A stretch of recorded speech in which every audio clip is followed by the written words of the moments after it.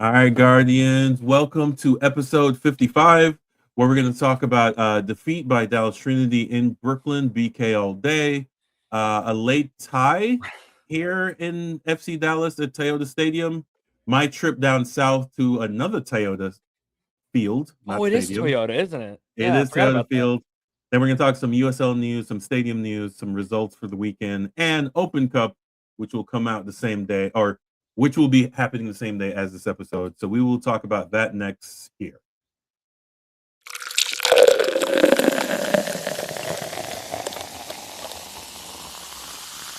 All right, so we're going to jump in. Really good weekend for me, anyway. It was a quick trip, a day trip. Not a great weekend if you were watching FC Dallas and Trinity. Yeah. Yeah. Shout out to my host down San Antonio. Oh, you got to stand up and let him see that kit because it looks good. Yeah, it's really nice. So we got the kit right here. I'm gonna keep the tag on because that's how we do it. All right. Then we got another one here. So these are the kits. Really cool. This is Spurs kit. So they have the Spurs colors. Well, the old Spurs colors. Yeah. On the side. These are last season's kits, right? Yes. Yeah. Got them for $40 a pop. So basically 50% off. So if you want to see what kits Marcus is wearing, he's wearing last year's San Antonio FC kits. Yes, last year because I'm broke and we we're all broke. Yeah. Yes, indeed. So we're gonna start off as per usual. Let me find my banners here. Come on. So we're gonna do. Where is? So I'm gonna ask you here to like, share, and subscribe to this video. We would really appreciate it. Thumbs up. Leave a comment, even if it's nasty. Tell me how much Kalodi has great feet, and we can argue about it in the comment section. Tell me how ugly my beard is. Exactly. All right, so this is positive right here. You gotta get your routine going, man. You gotta get routine. So at Dallas Guardians on everything, we would really appreciate a follow, a like, share with a friend.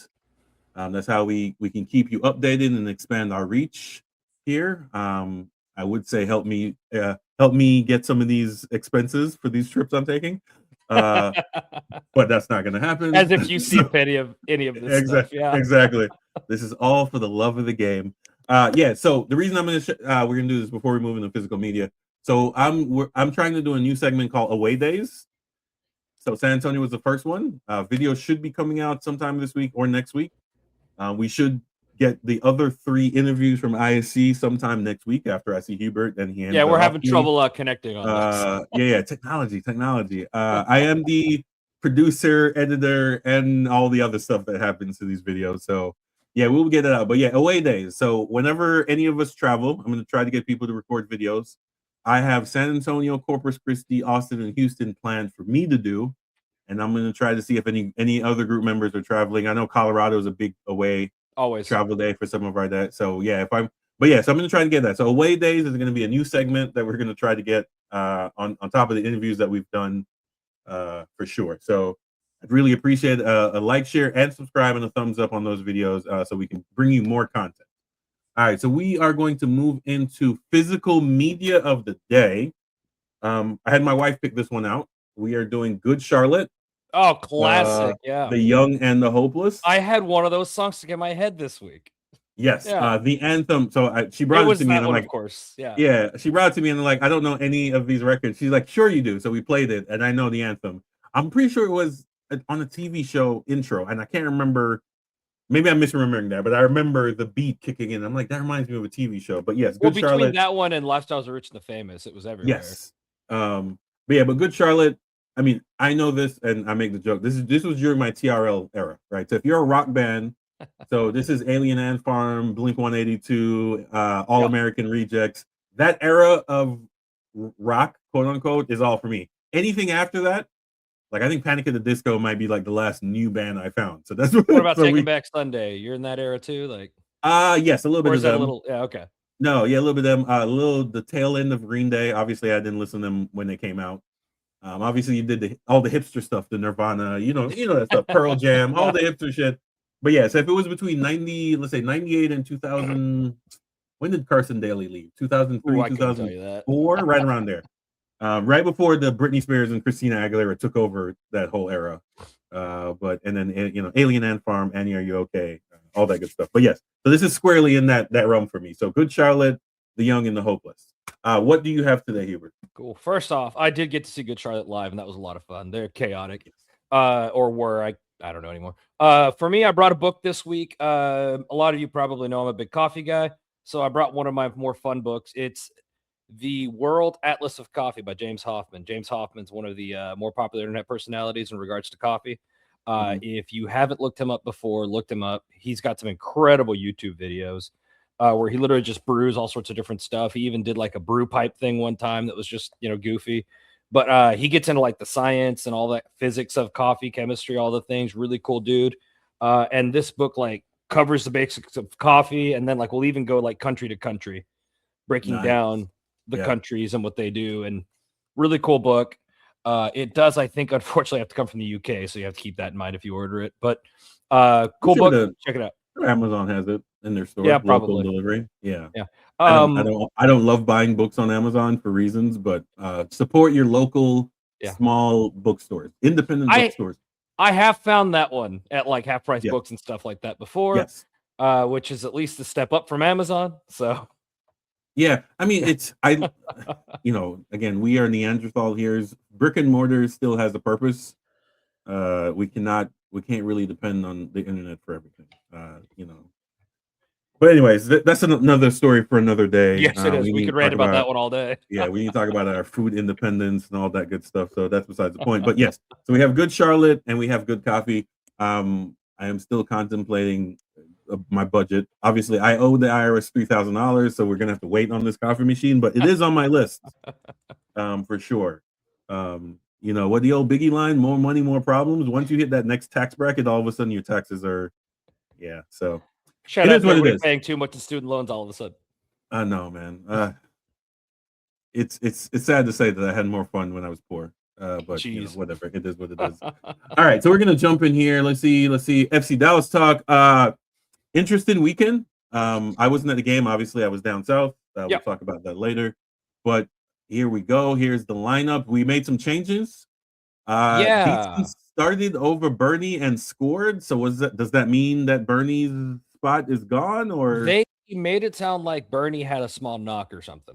Is that what it was? Okay. Yeah.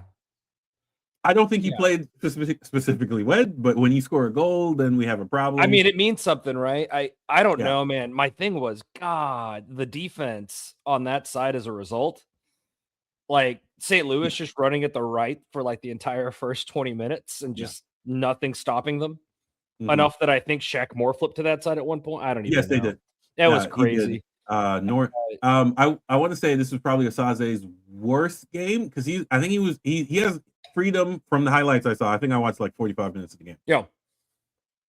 He was being overly aggressive and had to be saved multiple times by Norris. And I think we can all admit this is Norris's spot now, unless Barney. Hey, Norris had a great game. Yeah. Yes. He had the overlap. What happened to Johansson? Is he also injured? Because he hasn't been here for 2 games. He came back with a little knock, and then he came in late in this game. Is that what it is? Okay. So, so we can talk about this. Musa, not his best game. He did have the assist there, which I think he had like one of those Zeus games where like because the attack's not coming together, he goes and just tries to make it happen himself, Yeah. And I think you saw it in the goal. It happened. Yeah. Yeah. I think force of will beyond the goal scoring, his ability and willingness to do the press, I think is underrated for this team. Because multiple goals this year, even some that he ended up scoring himself, was because he went back to the half, pressed the defender, got the ball back, made a pass, got it back, and scored. Literally wills them into existence. Yeah, it's insane. And you're right. That is the Zeus issue that was having that. But Zeus wouldn't make the follow-up run. That's the difference between Musa and Zeus. Yeah. Musa will get the ball, pass it, and then make a following run. But go ahead. There was one in particular I can remember where he was almost in the box. Our box where it got the ball and like dribbled up the right side. Yes. Like holy cow. That was and like it's corner. Cool that he can do that, but he shouldn't have we don't want that. That's awful. That was on the corner. He got it. It was him and I think Kayik was I guess next it's to better him. if it's off the corner. It's not as bad off a corner, but still. I don't think Delgado looked creative at all. I think that was part of the problem. And with Delgado not being worth anything up front this game and Farrington just kind of I don't think that he was terrible, although I don't think he was good. Mhm. I just think the step down from what he had been has really, showed on that. And I'm very confused about Kappas and Ramiro both starting because, like, what we keep hearing, right, is that they're like one or the other generally plays because they're kind of the organizers. So I thought it was really odd to play them both together. And I don't think either of them give us that much going forward, right? We've talked about that before. The Well, no, rallies, yeah. Romero's really good. He's His good for a passing breaking is at pass. least phenomenal up there. Yeah, my issue with this is that they're both slow. So that's why you play Yeah, we kept Delgado. getting bypassed midfield all day, man. Like that's why you play Delgado for a young speedster because they played or better.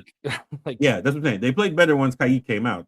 Shout out to that awesome layoff that Musa gave Kayik. This blast to the goalkeeper, peppered his fingers right there. That was awesome. Hey, we've been seeing Kayik take a lot more of those little shots too, and I'm really enjoying that. I hope that keeps happening. But man, I think everybody made little mistakes here for the most part, except for maybe Collodi. Yeah, comeback game for Collodi. Still, yeah, he definitely looked like the standing on his head Collodi.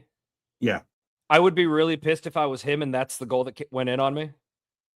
Yeah. Oh, okay. So we're gonna talk about Farrington here. This ball. I wouldn't even call it ball watching. I had to watch it twice to notice that all he did was turn around. Yeah, that was bad. He had no idea who was behind him. I'm gonna give him the benefit of the doubt, saying that he assumed the ball was gonna go out of bounds. But you should never assume that. Yeah. It's very much a marking issue there. I mean, you just you didn't do your job. Yeah, it was one of those like, own it and don't do it again. Yeah, it was a cross over his head, and I'm like, is he going to head the ball? He's going to try to chest it? Nothing. He just turned around, and that's not great. That's what they call the striker's foul. That's what you call strikers defending. Yeah, I did actually think that the back line was better than the game made them look, or Osaze was at least. Yeah. I feel like a lot of the issues Osaze had were because it felt like he was do or die a few times. Yeah, he went in. I think one of the things that made Norris have a good game is I feel like he reacted to the game better in terms of like recovery runs and covering for other people. I feel like he did that better than he usually does. Like he almost looked a step faster, but that's probably because he was reacting quicker. Because we know he's not very fast. Norris, he's not slow. I mean, he's a young kid. But he's not going to close the gap on anyone.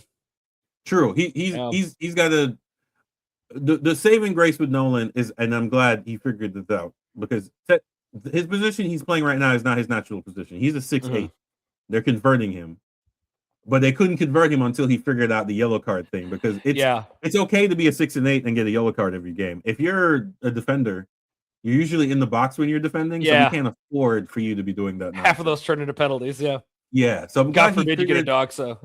Oh, exactly. So I'm glad he figured it out. Oh, speaking of Dotso, Ibi, he did just enough on that breakaway late in the game. Yeah. And Collodi made the save. Yeah. But yeah, man, if that striker had more speed, it was a wrap. He was gone. Yeah. Upon my rewatch of like highlights and stuff like that, I do actually think St. Louis played better than I thought they did. At first, I thought we were just bad, although we weren't great. Yeah. I feel better about it on a rewatch. Although I'd still drop points at home, you should beat St. Louis. We've played better teams better than we played St. Louis, which is not a good team, right? Yeah. It was the old adage that you play to your opponent's level, which is terrible. You don't win championships that way, right? No, absolutely not. You need to play your level all the time. But yeah, so what do we think about the subs? I mean, Dietzen scored, so we can't really say anything. He probably should have passed that to Musa, who had a more open lane, but we can't really complain about that. And by the way, watching it live, you can see Musa getting ready to be like, "Why didn't you pass it?" And then he scored. So then and then he's like, "Okay, well, here we are." Yeah. I want to give Musa credit for always celebrating with his teammates. Yeah, he's been really big on it this year too. Yes, and for the team for always once they're on that side of the field for always coming over to the supporter section when they scored. Yeah, it's appreciated. I know we discussed it. I know I personally discussed that with them last year. It's like if you score, you're on this side. Why do you? Even if you score closer to the supporter section, they were running across the field. And I'm like, okay, guys, this. It's not a requirement. What we were told about that was that they actually end up having a lot of friends and family sit on that side. Yes. And that was why. But credit to Coach Quill, who came up to us in the preseason talking about it. And he said he would make a massive effort, and he did. So, They're doing it. At least Musa and people like Sam Sarver Yes. seem to be going to that time, which is really cool. But the substitutions. Yeah. I don't know how you don't find a way to put Valiente and Moreno on the field together going forward. Yeah, I mean, I want to talk shit about Moreno, but every time he's on the ball, he's dangerous. Yeah, and I guess that's what I was noticing too. And it seems like the chemistry with Musa is already happening. Mm-hmm.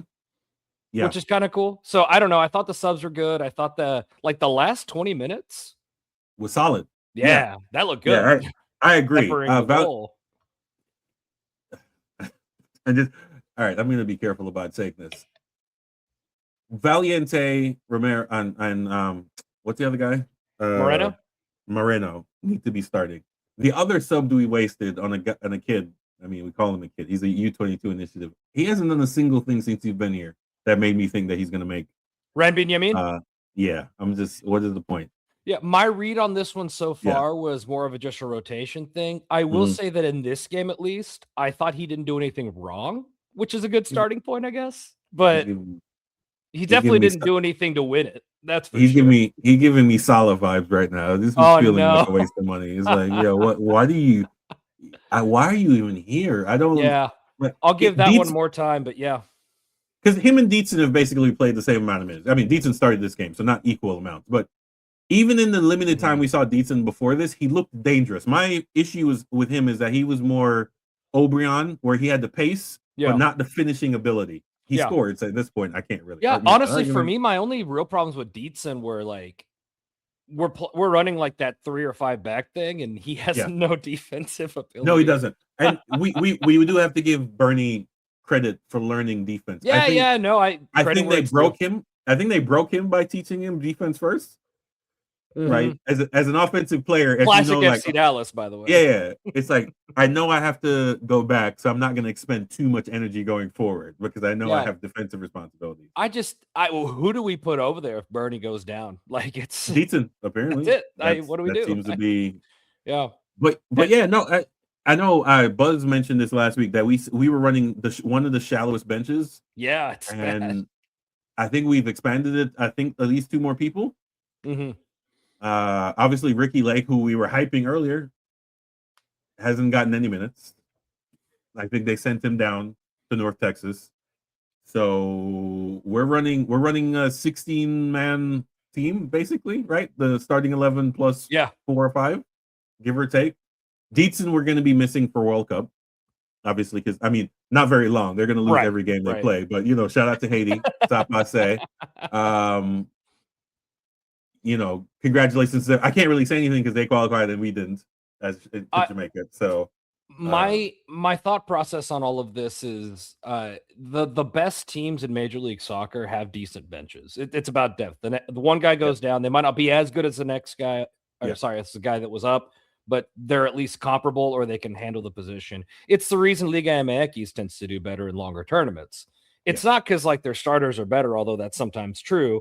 It's because when their starter goes down, the next guy's probably as good as the other guy because they can pay their bench. Yeah, I mean, deeper pool of players, obviously.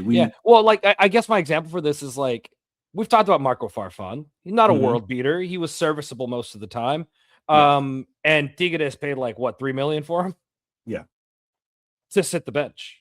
He was literally a depth piece for them. Yeah. Just budgets are different. Yeah. I mean, Farfan is an MLS veteran. I don't know. I was going to say he's going to like Victor Ulloa, who made a 10-year career off being pretty average. Yeah. Not trash. Right? Yeah. And I love Victor. Not trash. Right? Victor came up not being a world beater and ended his career playing next to Messi. Right. Yeah. As far as I'm concerned, that man won at life is what I'm saying here. Like that is pretty... But the scariest things to me this game were that we kept getting passed up in the midfield pretty bad with the Ramiro Capistrano triangle, and then just nothing came together in the attack. I think those are fixable, and I think we've seen that this attack doesn't always have that issue. Just felt weird. No, I agree. Like I said, watching about 45 minutes of this game, it is, Musa wanted to go 7 in a row or 7 and 6. Would have been awesome. You could tell he felt it too. Yeah. That late miss. Again, yes. And yes, that pass he should have made to Farrington, but he tried to pick it himself. I'm not mad at it. You're a goal scorer, but at a certain point, pass it off, see what Farrington can do there. But yeah, so we are back this weekend against Galaxy, I think, playing? Right? Galaxy, yes, the LA Galaxy on April 18th. Who just beat Austin at home, right? Yes. So we will be yeah, I mean the Galaxy are actually making a semi-decent return this year, even though they're still missing their star player in Ricky Hughes. They don't look great, but like they don't look terrible. Like nothing. Yeah. Not like last year. Yeah. They're not wooden spoon. They're not wooden spoon level just yet. Yeah, we love beating the Galaxy when it matters. So that's fair. The Galaxy with no stars, and Krause does not count because no one gives a fuck about him. Well, no, we have my guy from Germany, even though he's a rotational guy now. Royce. There you go. Yeah. Coming to live in LA and retire. I mean, good for you. Yeah. And he's still quality. I saw him play. I watched a couple of the Champions. I mean, every touch is still phenomenal. Yeah, I watched a couple of the Champions Cup games, and I'm like, this guy. He actually scored against who did they play? Toluca? Who did they play? I don't remember. I remember. Yeah, it's still, when they say class is the last thing to leave you, right? Age will slow you down in speed, but the touch is always, I saw Pirlo do an absolute dime touch in loafers. Right? I was going to say the case and points for these are go look at like these players that play like when they're 50 in like a friendly charity game or something. You see your dudes like Ronaldinho come up and they're still balling out even though they were moving at like a third of the speed they ever did. Or you see Diego Maradona still doing the butt touch. Like I saw that. Yeah. It's like, yo, my man, don't throw yourself down on the ground like that. That's unacceptable. You might not get back up, bud. That's a fact. No, but yeah, like him and who's my guy with the afro from Real Madrid? Marcelo. Oh my gosh. Yes, Marcelo. That guy's touch he's not even looking at the ball. And this is what that frustrates me, is that there are levels to this, right? Where people are like, oh yeah, we're going to be a top 5 league in the world. I'm like, until we start producing players who literally don't have to look down, we're never going to be at that level. Right? Yeah, one of the examples I always like to point to is Neymar, just because like I think a lot of us can't stand Neymar, right? Like attitude, personality issues, all that kind of stuff. The flopping, but like on the floor that dude, even now, like who's lost a lot of speed and skill, he still doesn't have to look at the ball. Yes, that dude's body is broken, and he doesn't think about it. Yeah, apparently FC Cincinnati might be throwing some money at him, but we'll see. Wild. He might just retire. But no, that's and this is the small things where I point out to people is like you have to like just like donkey touches and just not controlling the ball and the hectic response. Right. I understand when I watch USL that I expect that. But if you're going to tell me like, oh, this MLS is a top 5 league, and I'm like, okay, well, I am expecting top 5 performances, and I'm not seeing it. Right. And to your point, when you're saying you expect that USL is never the group pushing themselves as top leagues in the world.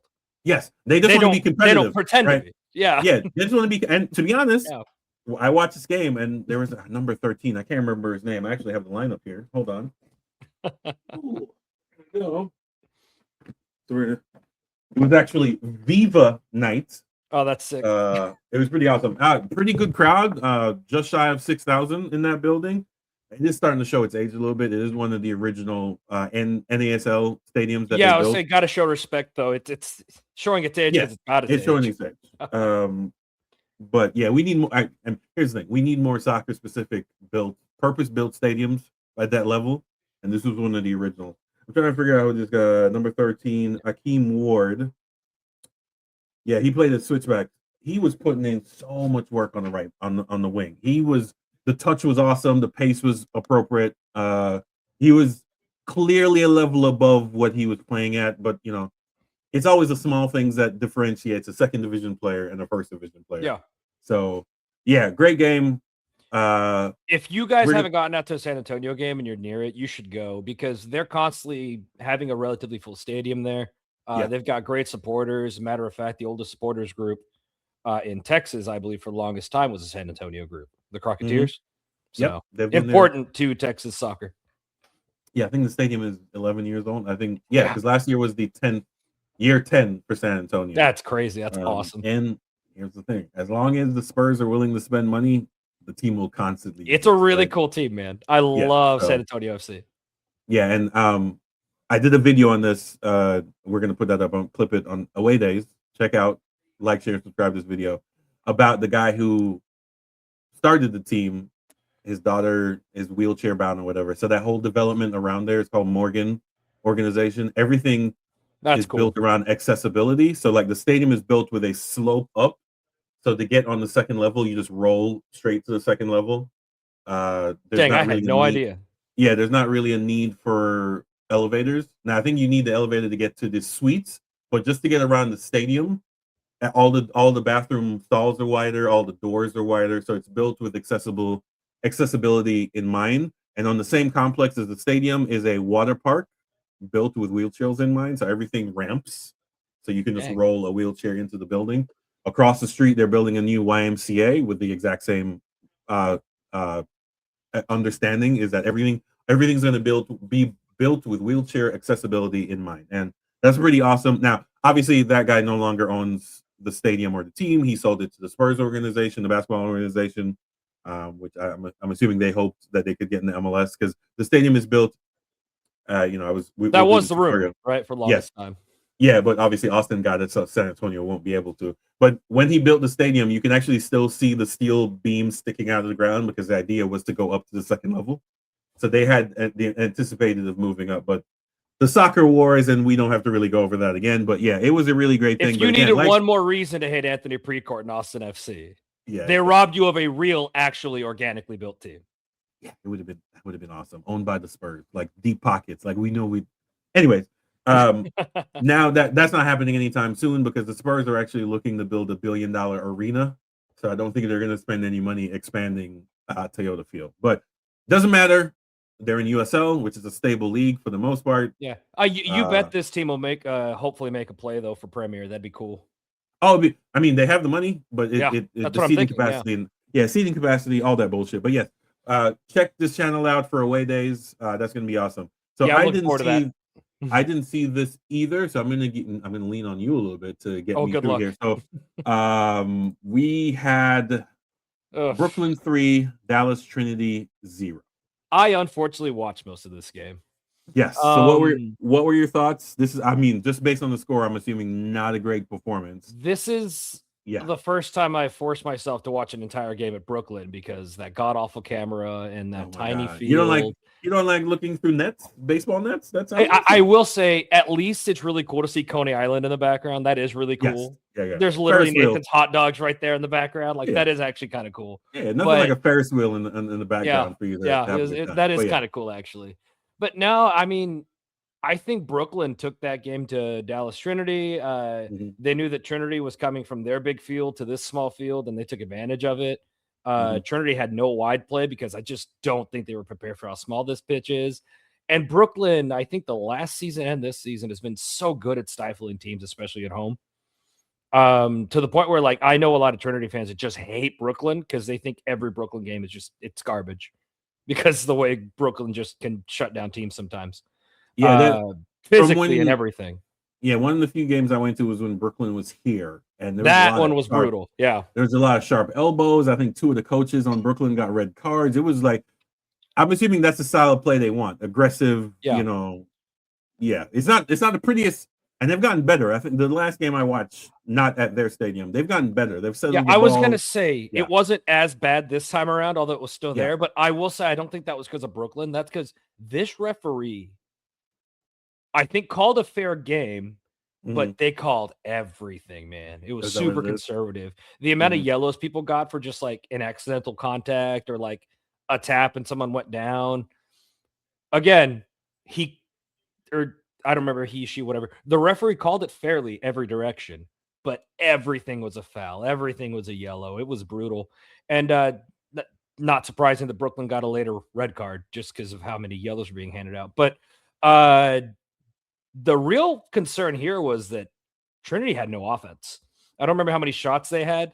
It might have been like 2 the whole game, which was really miserable. Much less shots on goal, of course.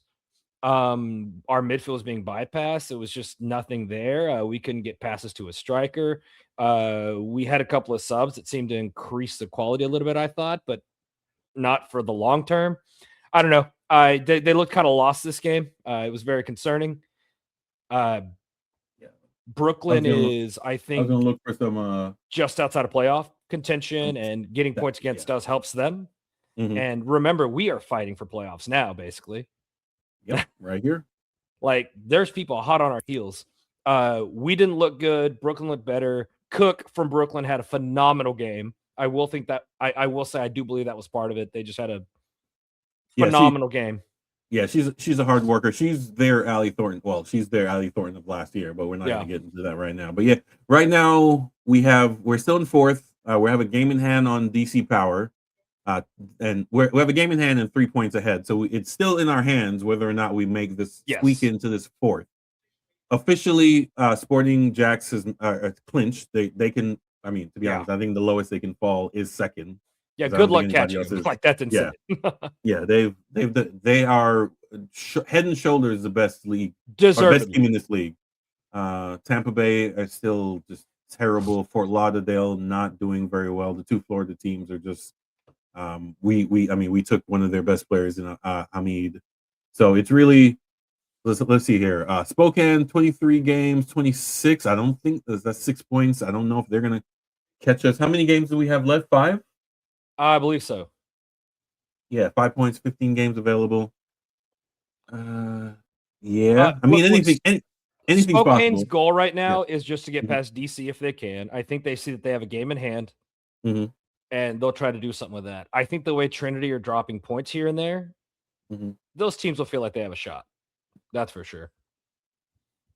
But I don't know, man. It's been stressful. It's been a huge bummer to see this uninspired, I think was my word for this game. Whether that was the size of the field, like it just not being wide enough for the way they like to play, or what, I don't know. But this was a very miserable game to watch. Yeah, so we have, let's see, we can bring this up right here. So as we make this late playoff push, I hope to see y'all guys there. I will be at this game because it's on a Sunday, so there's no competing. Sunday, April 19th, 4 p.m. Oh, afternoon game. Okay. At the Cotton Bowl. So I will be there for this game. I think this will be my 4th game I think I've made this year, 4th or 5th. I can't quite recall. But yeah, so we have this game. We got Carolina, Brooklyn, DC, Brooklyn again, Tampa, and Lauderdale. Yeah, so we have 5 games left. The 2 last ones are against the bottom dwellers. I'm expecting 6 points from that at the very least. Brooklyn and DC coming up. Those are big games, and we're playing away. Yes. Those are massive. Those are big games. So right here. 6-pointers. Yeah, Brooklyn. Yeah, so we can get a revenge against Brooklyn, but I'm saying as long as we get the 6 points to run the late run into the end of the season against Tampa Bay on May 9th in Tampa Bay, and then here, post-game fireworks. So come on out, everyone, to the last game of the year, May 16th. Hey, Dallas Trinity, the Unstabled, have a bass drum again, so that'll be awesome. Yes, it's actually fan appreciation night and free Amber Wisner bobblehead. So let's go ahead and pop that off right there. But yeah, 5 games left for the end of the season. I don't think we have any weeks off, right? It's just 5 straight games. I think so. And man, we're running into this like going into bad form, and that freaks me out. Yeah. So yeah, let's hope we pull it out. 4th is not what I wanted. I wanted the home game, but let's just get it. Getting into the playoff is half the battle, and then from there we can see what we can do. But yeah, shout out to the Golden Girls of Dallas. Let me put this up here again. So again, see y'all there, April. See you on Saturday, April 18th in FC Dallas. I think we're doing tailgates at Rollertown. Is that what we're doing? I do believe that pregame's there. Yeah. Yes, pregame at Rollertown, and then on Sunday, get your for all the junkies, get your second soccer fix at the Cotton Bowl for the Golden Girls. Go get that Amber Wisner bobblehead. This is Wisner's last 5 games, at least regular season wise. So that's right. Yeah. All right, so we're gonna do a quick. This pod will go out on Tuesday. The games are on Tuesday. So here we go. Just one more time. I'm actually going to recycle last week's pod to do this, but we'll just talk about it right quick. The games I'm anticipating are the home but away game for the Revolution and Rhode Island. Louisville hosting Austin should be a really good game. Detroit, Chicago, also a good game. I watch a pod Apparently, Westchester is trying to sell out that building. Good. It's only 3,900. It's a small stadium, but they should be able to do that. Playing NYCFC. Kansas City is not very good, so the Switchbacks have the ability to pull that off. But again, it is a tier. We have the double winners of Knoxville going to DC. Again, DC is not very good. Yeah, so I think Knoxville could pull that off. Let's see. Yeah.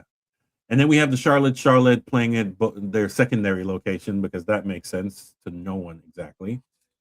And then Chattanooga hosting Atlanta. They should be able to get some people in the building. Naples, which I think is a 3-hour drive from Orlando, so that's close enough to get some people there as well. So yeah, this is the MLS USL. Last year, none of the USL teams managed to do anything. So fingers crossed. If you're picking one possible cup set, I'm gonna go with. Oh, this is the thing. I've got mine. If you want me to go first, yeah, go ahead. I think Sacramento beats Minnesota. Sacramento, Minnesota. Yeah, I mean, again, that is the one I said last week. We talked about it last week. Yeah. Yeah, where I anticipate I think they got 3 former MLS players, and not former as in they're old. Former as in they're just aged. They aged out, right? They were 29 and 30, but they're still quality players. One of them being a Canadian international, which means he'll be at the World Cup, barring any injuries. So if all those guys are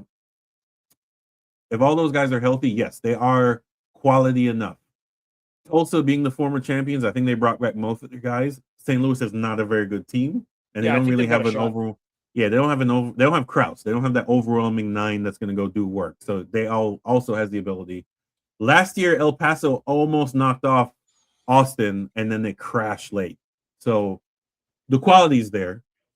Yeah. Well, you know me, I support El Paso, so I'll definitely be watching that game.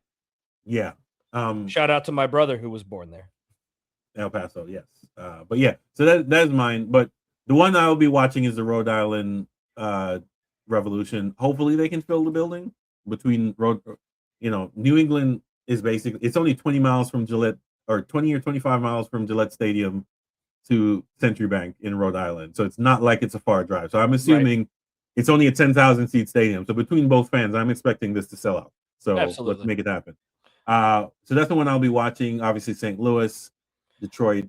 Yeah, Chicago. Definitely. If you're just looking for one to watch, you should definitely watch Detroit, Chicago, because those are 2 cities that hate each other in sports. And Detroit City FC is probably going to bring the heat for that game. If you want to watch a really fun supporters section. Yes, for sure. I'm not. So here's my rule. I'm going to be watching any USL team that has a soccer specific stadium, which means I won't be watching Westchester and their million line field. It is. Oh my god, bro! I watched it's another like game a the other day. It really is. Yeah, I'm like, what line are we following? I get stressed watching it. Yeah, shout out to the lacrosse, soccer, field hockey field. Holy cow! Yeah, good on you for trying to save space, but man, that looks bad. That's terrible. Okay, so as we wrap up here today, short pod, because Dennis isn't here to go on his soliloquy about the Trinity game. I missed it personally again because I was out of town. We do love the Trinity. We make as many games as possible. We recommend you watch or attend as many games as possible, and fill the building. Go support soccer at the Cotton Bowl. Yes, indeed. So we'll run into, we'll do USL. We'll do some USL talk. So these are the results from this weekend. Yep. I was at the 0-0 game. I mean, I wish I was recording. I had my phone in my hand, just anticipating a goal, waiting for it. Yeah, not quite happening. Trying to get some content.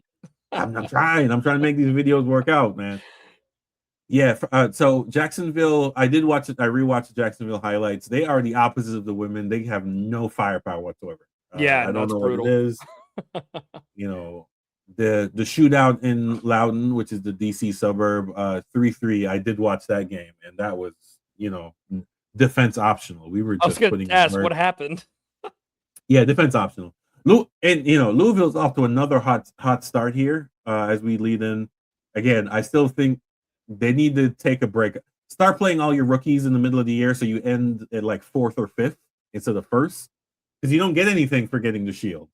Yeah, and you need to make a nothing. deep playoff run. So, yeah, but that was it. I watched El the Paso highlights. having that really dominant game is something.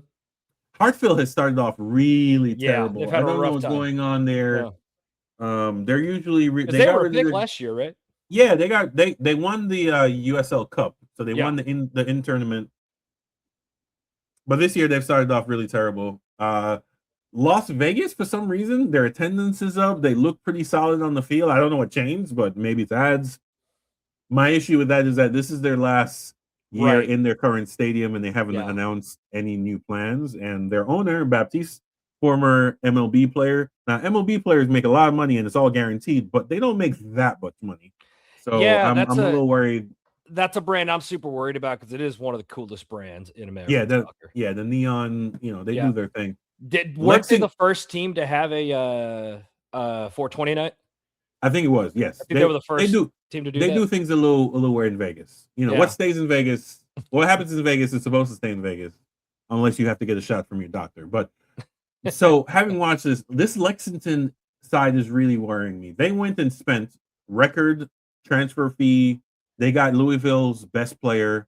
They got a couple of they got, what's my guy from LAFC? Now he was a bench player, but they got some really big firepower from either lower on the bench in MLS and the highest levels of USL. And I'm pretty sure they're like bottom dwelling right now. So I don't know what's going on. They're like second to last place, I think. Yeah, they fired their coach, and then they took the women's coach and split them. So the former women's team coach is now the men's team coach, and that's not. Yeah. Yo, did you know that Malik Henry Scott and Tarek Scott are both on that team? Yes, that's what I'm saying. They got some MLS. They got some MLS guys on the roster, so it's not clicking for them. They are 5 points, 1, 2, and 3. That's not great. 6, 4, 8 against. So they're not doing as badly as Monterey Bay. Shout out to Sebastian Leggett, who got his first goal there. That's cool. I didn't know that. That's awesome. They only have 2 ties. So this Monterey Bay team is not doing great either. They've never made the playoffs in their existence in USL, and I think this is year 6. How old are they? Year 6. Year 6? If I'm not, let me click. Yeah, okay, that's a bit rough. Yeah. No, year 5. 2021 is when they joined. So 5 years. So they have a soccer-specific stadium on a college campus, 6,000 seats. Deep pockets, or deep enough pockets. Their owner's worth 9 figures. They have international deals with a Serie A team and a Liga MX team. So they are doing what they need to do. They have a really solid academy, but somehow it's not translating to them making even the playoffs at USL Championship. I don't know how long that's sustainable. To be honest. Yeah, no, especially, I mean, that's also not a bad market either. Like, all things should come together somehow. Mm-hmm. Yeah. You want to cover any USL 1? Yes. So we'll switch over here. For some reason, they don't make graphics for the results. So I'm just going to show you. I can look up the results, and I can show you what the ending table looks like. I don't know why they do that. It's really annoying. I know Fort Wayne finally got their first W. Corpus is off because every team in the schedule will now have 2. They negotiate a bye week, so a rest week, and now that one of the teams last minute decided not to play, so every team now has 2 off weeks. And this is that's awkward. Hopefully it'll provide for better quality or something. I don't know. More players, I don't know. Like, look at the games played. You have teams with 6, and you have Madison with 3. So that is wild. It's crazy. So this weekend, let's see, we had Westchester winning 2-0 against Sarasota on Wednesday. Omaha winning 1-0. So Omaha is now 3rd. Omaha is actually solid. Portland Hearts of Pine. Put together. Well, they won in 2022, so they're pretty solid. Last year, they didn't even make the playoffs. Portland Hearts of Pine in their home opener, another sellout. I think they basically sold out all their tickets. This was their home opener in Game 4? Yeah, so it's weather. There's weather plus it's a high school stadium. I didn't think about that. That's pretty far north. Yeah, they basically sold out 6,100. I think they're doing basically at games, standing room only tickets every year or every game. Fort Wayne getting their first W, 1-0 against Chattanooga. Naples beating Sarasota, which is actually, I think that's a 30-mile drive. Like, that's the closest I think they've their opponent. And next year, when if Fort Lauderdale is added as they're supposed to, Naples, Sarasota, and Fort Lauderdale will all be within a 50-mile drive. That'll So be that's fun. going to be pretty awesome. Is Naples Yeah. just running away with their wins? Are they playing bad teams? What's happening here? No, they're solid. Spokane and Naples both, yeah. Yeah, they got a I think their coach is from somewhere in Latin America, and they went and raided that division. They got you know what? of, I say that though, but Omaha with 5 games is only 1 point behind, so no one's really running away. Yeah, Spokane. Funny enough, Spokane's done a lot of traveling because the Seattle teams are using their stadium while it's being so they're so weird. Kind of run. It's I'm like Spokane is. I'm not saying it's the closest stadium you could use. It's just weird that you picked that instead of something closer. Yeah, it's odd. I'm not mad. Obviously, Spokane needs the revenue for all that good stuff. The stadium is owned by the school district plus the city, whatever. Again, I have no problems with multi-purpose fields as long as it's multi-purpose without a million lines on it. Get your shit together, Westchester. AV Alta 2-2 against Boise. Boise is actually, pretty middle of the pack there. AV Alta, I think, will ramp up later. So, yeah, that's it this weekend for results. Next weekend is a short. Again, this is what I mean. I don't understand what they're doing here. Next weekend, there's only 3 games. No, sorry, 5. 5 games. Saturday, Sunday, 5 games. Five games is 10 teams against 17. There's 17 teams, but only 10 are playing next week. That's odd. I don't understand what's going on. I was trying. There was some kind of break, and it wouldn't be Open Cup because they wouldn't bank on the USL 1 teams being there. Yeah. And then the following week is USL Cup game. So like the Cosmos are hosting Brooklyn FC, which should actually be a pretty decent game. So yeah, it's all a cluster, but yeah, USL League One is actually the league I'm following the most. I will be at Corpus Christi for their home opener, not in their soccer specific stadium that did not get built because there is no water apparently in Corpus Christi. Hey, we're supposed to get a lot of rain this week, so hopefully that solves some issues. But man, no, again, it was funny. I was right down Texas. Yeah, I was watching a board meeting, and the city manager jokingly said he's praying for a hurricane, and I'm like, wow, it is desperate measures down there. Yikes! Well, yeah, like we said last week, there was a reservoir over there that was like at 9%. That's insane. Yeah, what is the old sailor saying? He's like, all this water and not a drop to drink. Yeah, right. That's honestly, crazy. All right. Lastly, before we get out of here, in some more USO. So here's the question. Fort Wayne, this is their stadium that's supposed to open on May 2nd. This is from March 31st. Looks like a rodeo arena. Yeah. Yeah. Oh no. What happened? What went wrong? Well, they had a late freeze in like mid-March. Okay. That slowed them down. Oh, they straight up got blizzard conditions, didn't they? Yes, that's what I'm saying. When I say freeze, as in like nothing could be done. Yeah. Right. So I've been keeping up with this. I guess facilities manager says the field will be ready. The field will be ready and the locker rooms will be ready, quote unquote, but the facilities won't be open. And I'm like, well, by what date again? Sorry. May 2nd. So 2 weeks, 3 weeks. That's oof. So they're pulling their own Miami where the stadium is it's open. very Miami. Yeah, it was, good company, I guess. Fair enough.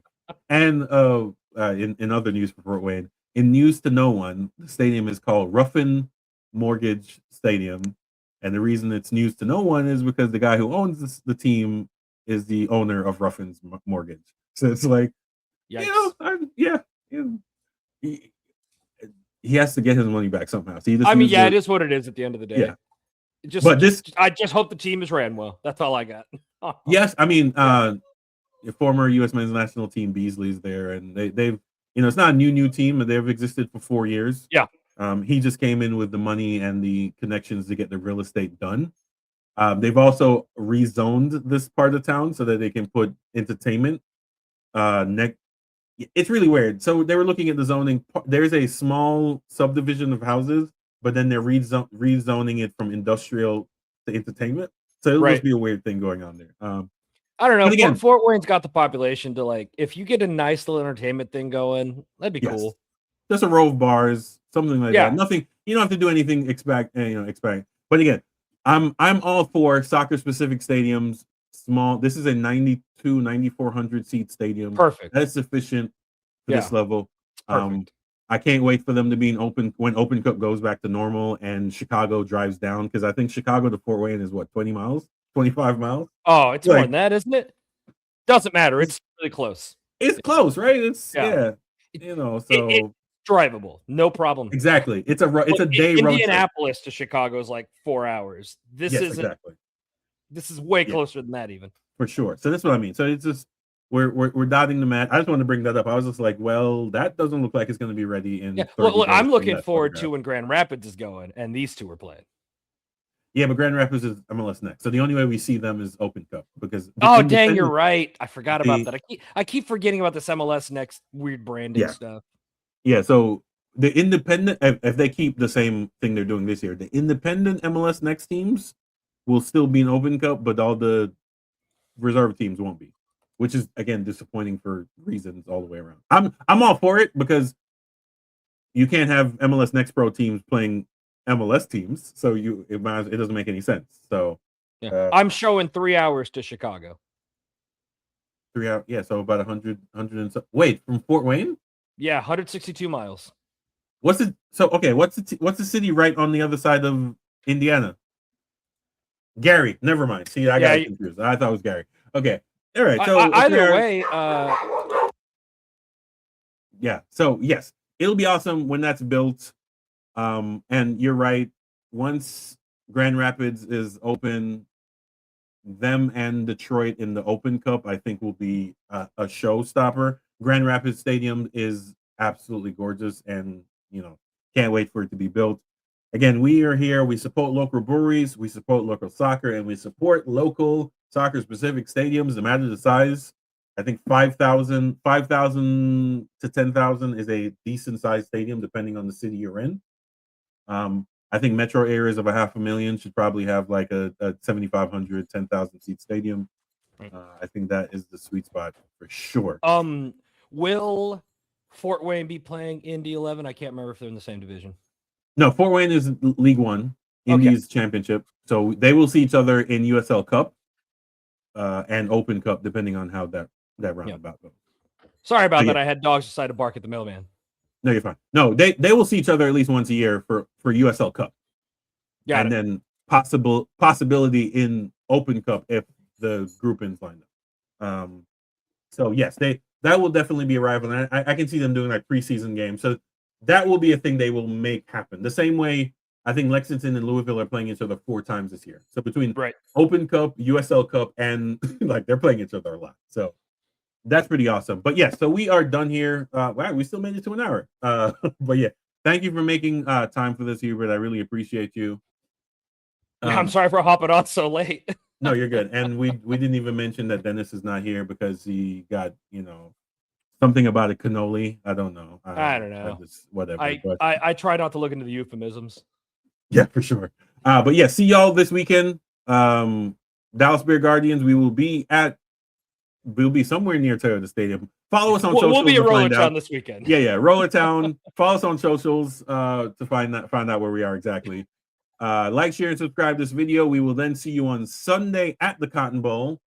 Actually, this weekend is Foodland, where they do like a food truck festival thing. Oh, right. At Fair Park as well. So if you're a foodie or if you just like really good food, it's pretty awesome. They do it. It's over Friday, Saturday, Sunday. So it's a 3-day for 6 hours. I think 1 to 6 or 1 to 10 or whatever. It's not very long, but they do it every year, and it's really cool to see like food from all over the world here and food trucks. But bring your wallet. It's not cheap. So food trucks ain't cheap. That's reminder that if you are a member of the Dallas Beer Guardians, you do get $2 off every pint at Roller Town. Cheapest membership starts at $10. Doesn't take that much to make that money back. Yes, it doesn't. Yeah, if you drink a lot, it doesn't take. Yeah, fair enough. All right, man. Well, thanks for jumping on. And again, as we say here, support local soccer, no matter where it is. Support local breweries, and support a charity of your choice. Do some good work. I saw a video before I got here. But the one of the astronauts from Artemis that went around the moon and back again, showing that there's once as Neil deGrasse Tyson I was watching, he's like every astronaut that has gone to space and come back has expressed how small our small grievances really are when you look at the world from outside the world. So I saw this video where like all his neighbor, he was home and all his neighbors came out to say welcome to him, and he did a speech. He's like, I think we need to do more. I mean, he couches in Christianity or whatever, but he's like that we are asked to do, was it be onto your neighbor as you would like be onto you, and I think we need to expand that to the world in general. Once you see the world from 30,000 feet, you realize the small petty things that we argue about are insignificant in the arc of history, and we argue about some of the dumbest things, and in 5 or 6 years we won't remember what the argument was about, and it's not really that important. So be kind to look, your even Shatner had that reaction. Even William Shatner had it. So yes, like we're all on this blue pale marble, and if we don't do what we need to do, we won't be here anymore. That is my thing. So support local breweries, support local soccer, and support a local charity of your choice. And that's my just go do something good. There you go. All right, peace. We're out. There we go.